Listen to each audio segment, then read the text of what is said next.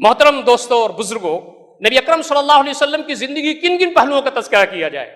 آپ صلی اللہ علیہ وسلم نے غلاموں کو اوپر اٹھایا، آپ صلی اللہ علیہ وسلم نے خواتین کو اوپر اٹھایا جو ذلت کی زندگی گزار رہی تھیں، جن کا گلا گھونٹ دیا جاتا تھا، جن کو مٹی کے نیچے دبا دیا جاتا تھا، ان خواتین کو نبی اکرم صلی اللہ علیہ وسلم نے عزت و احترام کی زندگی عطا فرمائی اور فرمایا سنو، یہ تمہاری بیٹیاں، یہ تمہاری بہنیں، یہ تمہاری بیویاں، یہ تمہاری مائیں وجہ امتیاز ہے، وجہ ذلت اور رسوائی نہیں ہے۔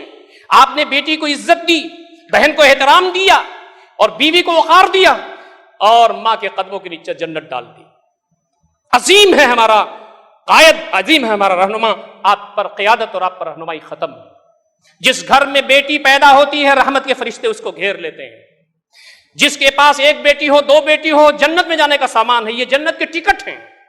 بہت سارے لوگوں کے پاس بیٹیاں زیادہ ہوتی ہیں، پریشان ہوتے ہیں۔ نہیں، اللہ رب العزت بیٹیوں کے ذریعے تمہارے درجات بلند کرنا چاہتا ہے، جنت میں تمہارے مقام بلند کرنا چاہتا ہے۔ اور فرمایا کہ یہ جو بہنیں ہیں، یہ بہنیں تمہارے لیے عزت و وقار کا ذریعہ ہیں، ان کی خدمت کرو، جنت ملے گی۔ جو بڑی بہن ہوتی ہے وہ ماں کے برابر ہوتی۔ بیوی کے بارے میں یہ بتایا کہ یہ تمہاری داشتہ نہیں ہے، یہ تمہاری خادمہ نہیں ہے، بلکہ بیوی کو وقار دیا اور فرمایا خیرکم خیرکم لأہلہ وانا خیرکم لأہلی، تم میں سے بہتر وہ ہے جو اپنی بیوی کے لیے بہتر ہو، میں تم تمام میں اپنی بیویوں کے لیے سب سے بہتر ہوں۔ نبی اکرم صلی اللہ علیہ وسلم نے یہ بات بتا کر کے دکھائی، سمجھا کر کے دکھائی۔ یہ عظیم نعمت جو نبی اکرم صلی اللہ علیہ وسلم نے دی ہے۔ اور ماں کا معاملہ تو کیا ہے جناب علی، ماں کے قدموں کی دی جنت ہے۔ باپ کے مقابلے میں 3 گنا اس کا درجہ عنایت فرمایا ہے۔ شکم میں رکھتی ہے، وہ پریشانی کے ساتھ پیدائش کے مرحلے سے گزرتی ہے، دودھ پلاتی ہے اور اس کی زندگی کے لیے ہمیشہ فکر مند رہتی ہے اور ہمیشہ وہ سراپا محبت بنی رہتی ہے۔ بھائی پوچھتے ہیں کیا کما کے لائے گلف سے، بیوی پوچھتی ہے کہ پیسے کتنا اکٹھا کیے، لیکن جب آدمی اپنے گھر ہانپتا کانپتا پہنچتا ہے تو ماں اپنے آنچل سے اس کے چہرے کے پسینوں کو پوچھتی ہے اور کہتی ہے بیٹے کچھ کھایا بھی تو نے؟ ماں عظیم نعمت ہے، اسی لیے فرمایا کہ اس کے قدموں کے نیچے جنت ہے۔ نبی اکرم صلی اللہ علیہ وسلم نے رتبہ بلند فرما دیا۔ اور یاد رکھیے نبی اکرم صلی اللہ علیہ وسلم نے بتایا کہ دین اسلام پر عمل کرنے کے لیے، دین اسلام کی سربندی کے لیے، دین اسلام کے غلبے کے لیے جہاں مردوں نے اور صحابہ کرام نے کام کیا ہے وہاں صحابیات کے رتبے بلند ہیں۔ یہ کون ہیں؟ یہ حضرت خدیجہ ہیں جنہوں نے نبی اکرم صلی اللہ علیہ وسلم کو ڈھارس بدھائی۔ ہزاروں علماء کرام ایک پلڑے پر رکھے جائیں، حضرت خدیجہ رضی اللہ تعالیٰ عنہ دوسرے پر، تو ان کا پلڑا جھک جائے گا۔ نبی وقت کو تسلی دینے والی۔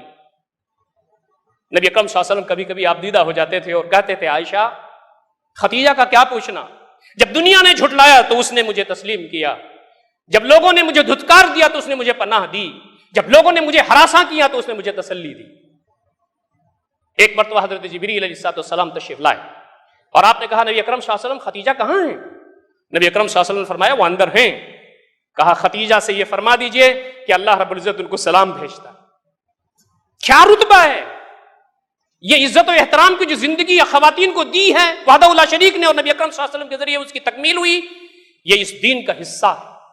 حضرت سمیہ کو کون نہیں جانتا، پہلا خون اسلام کے راستے میں بہا۔ حضرت اسماء بنت ابی بکر رضی اللہ تعالیٰ عنہ کو کون نہیں جانتا، سفر ہجرت ان کے ذریعے پائے تکمیل کو پہنچا۔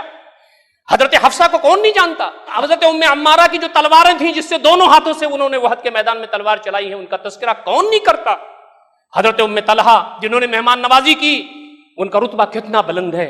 اور حضرت خنسہ جنہوں نے اپنے 4 بیٹوں کو جنگ قادسیہ میں اللہ رب العزت کی بارگاہ میں دے دیا، سب شہید ہو گئے۔ یہ وہ خواتین جنت ہیں جن کے ذریعے دین آگے بڑھا۔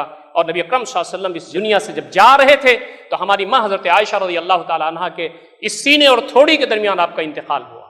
تسلی دینے والی یہ خاتون، اس دنیا سے رخصت کرنے والی ایک دوسری خاتون ہماری ماں۔ یہ ہے وہ نبی اکرم صلی اللہ علیہ وسلم کا دین جس کے بارے میں فرمایا گیا ہے تم اس دنیا میں چند دنوں کے لیے ہو، تمہیں اپنے رب کی طرف حاضر ہونا۔ نبی اکرم صلی اللہ علیہ وسلم کرب و بلا کی یہ زندگی، اور فرمایا گیا کہ اے لوگو جو پریشانیوں سے گھبراتے ہو سن لو، میرا نبی وہ ہے جو رہتی دنیا کے لیے قدوہ اور اسوہ ہے، جب اس دنیا میں نہیں آتا اس وقت اس کے باپ کا انتقال ہو جاتا ہے، تھوڑے دنوں کے بعد اس کی ماں کا انتقال ہوتا ہے، وہ دادا جو اس کی کفالت کرتا ہے اس کا بھی انتقال ہو جاتا ہے۔ بظاہر حالات سب مایوس کن ہوتے ہیں، لیکن میں ہوں جو رتبے بلند دینے والا ہوں۔ نبی اکرم صلی اللہ علیہ وسلم کو صرف لڑکیاں ملیں، دشمنان کہتے تھے ارے ان کی تو جڑ کٹ گئی ہے، نعوذ باللہ۔ قرآن نے کہا اللہ کے نبی پریشان نہ ہوں آپ، جڑ تو ان کی کٹی ہوئی ہے، نشانیہ کہ هو الابتر، اور یاد رکھیے کہ پوری دنیا کا جو مزاج تھا اور جاہلیت کا جو مزاج تھا اور آئندہ آج بھی ہمارا جو مزاج ہو بدلنا چاہیے، قرآن نے ثابت کر کے دکھا دیا، ما کان محمد ابا احد من رجالکم ولکن رسول اللہ وخاتم النبیین، یہ جو نبی اکرم صلی اللہ علیہ وسلم ہے تمہارے مردوں میں سے کسی کے باپ نہیں ہیں، یہ تو خاتم النبی ہیں، رسول امت ہیں، صرف لڑکیاں ان کو ملی ہوئی ہیں، اور لڑکیوں سے عزت ملتی ہے، لڑکیوں سے شرف ملتا ہے۔ جن کے 10 لڑکے تھے ان کو آج دنیا یاد کرنے والی نہیں ہے، ابو لہب ابو جہل کو دنیا یاد کرنے والی نہیں ہے، ان پر لعنت بھیجتی ہے، لیکن کہا گیا ہے اللہ کے نبی صلی اللہ علیہ وسلم ان لڑکیوں کے ذریعے آپ کو جو رتبہ ملا ہے وہ دنیا کو بتا دیجئے۔ نبی اکرم صلی اللہ علیہ وسلم وہ ہستی ہیں جن کے پاس صرف لڑکیاں تھیں، لیکن آپ صلی اللہ علیہ وسلم پر سیکنڈ کا 1000واں اور لاکھواں حصہ ایسا نہیں گزرتا کہ پوری دنیا سے آپ کے روضے مبارک پر درود و سلام کی بارش نہ ہوتی۔ یہ ہے وہ اللہ رب العزت کے اعزاز، یہ ہے جو اللہ رب العزت کا انعام جو اس نے نبی اکرم صلی اللہ علیہ وسلم کو عنایت فرمایا ہے۔ دوستو، ہم نبی اکرم صلی اللہ علیہ وسلم کی امتی ہیں، ان ساری باریکیوں کو سمجھتے ہوئے آگے بڑھیں۔